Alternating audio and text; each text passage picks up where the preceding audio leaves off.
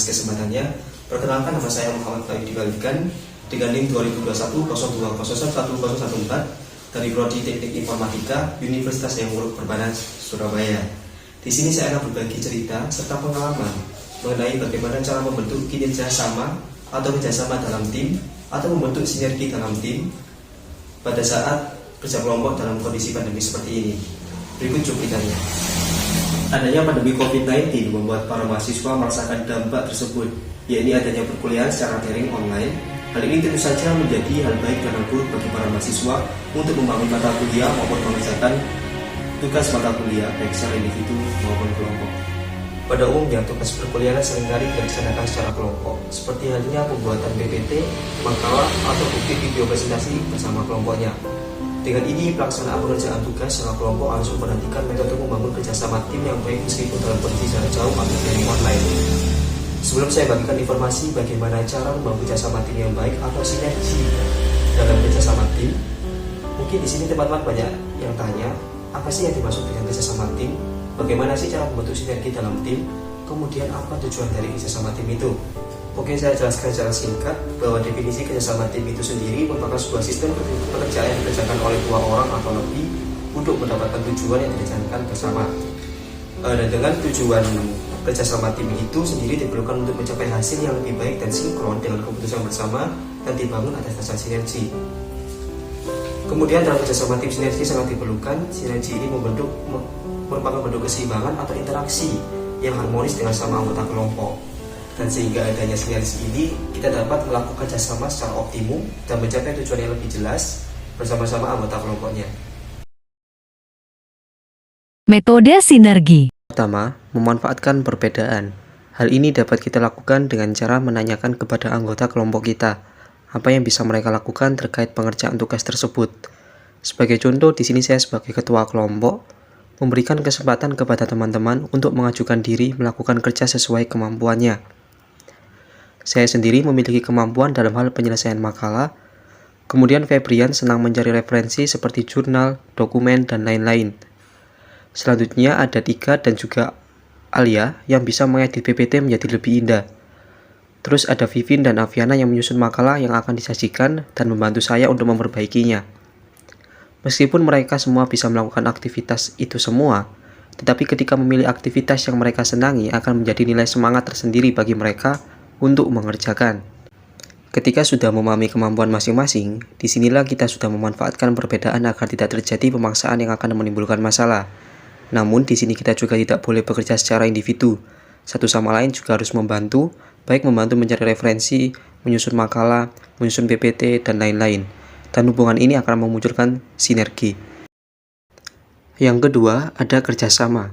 Dalam hal ini, kita dituntut untuk melakukan kerjasama yang signifikan. Seperti penjelasan sebelumnya, dikatakan bahwa meskipun sudah menemukan kemampuan masing-masing untuk mengerjakan, tidak seharusnya dikerjakan secara individu. Seperti contoh, di sini Febrian sudah selesai mencari jurnal. Kemudian Febrian menanyakan ke teman yang lain, apakah jurnal referensinya sudah cukup? Jika sudah, terus apa yang bisa aku bantu?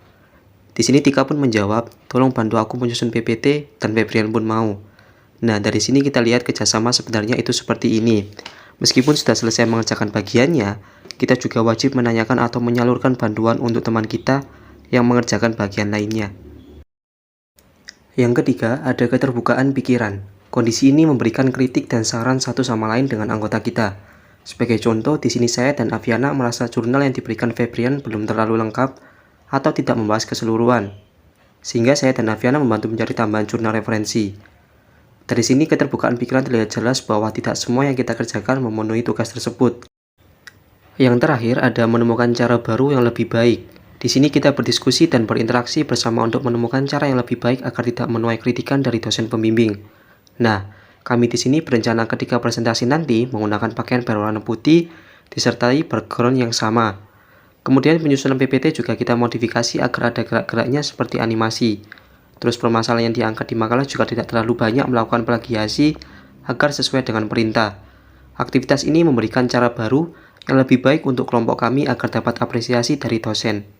Keempat hal tersebut merupakan bentuk tahapan dalam mewujudkan sinergi, yakni mengerjakan tugas yang telah ditetapkan bersama, kerjasama, keterbukaan pikiran, dan menemukan cara baru yang lebih baik untuk membangun komunikasi satu sama lain agar mengetahui kekurangan materi atau hambatan-hambatan tertentu. Tips mengatur tugas kelompok online versi saya.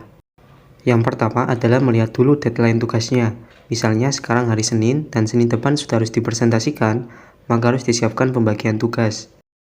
Yang kedua, membagi tugas sesuai kemampuan masing-masing individu, seperti halnya tadi dengan menanyakan satu persatu kemampuan mereka. Yang ketiga, ada batasan waktu. Untuk pengerjaan tugas yang sudah dibagikan diberi waktu maksimal 2 hari, yakni dari hari Selasa dan Rabu. Apabila di hari Senin mereka sudah selesai mengerjakan tugas bagiannya sendiri, maka diwajibkan untuk membantu teman yang lain yang belum selesai mengerjakan bagiannya. Kemudian di hari Kamis kita mengadakan pembahasan dan diskusi penyusunan PPT maupun makalah menggunakan Zoom Meeting. Di sini kita share screen dan memberikan masukan satu sama lain sampai memperoleh hasil yang sepakat bersama. Hari Jumat dan Sabtu kita melakukan perbaikan sesuai diskusi pada hari Kamis tadi. Di sini kita berkomunikasi di grup untuk membantu satu sama lain terkait kesulitannya di mana. Kemudian di hari Minggu kita mengecek keseluruhan file yang sudah terbuat dan mengumpulkannya bersama. Dan hari Senin kita sudah siap presentasi. Kurang lebihnya mohon maaf. Semoga bisa menjadi cerminan dan juga gambaran bagi para mahasiswa untuk membentuk kinerja atau kerjasama tim yang sinergis dan baik dalam kondisi pandemi saat ini. Atas perhatiannya, terima kasih. Wassalamualaikum warahmatullahi wabarakatuh.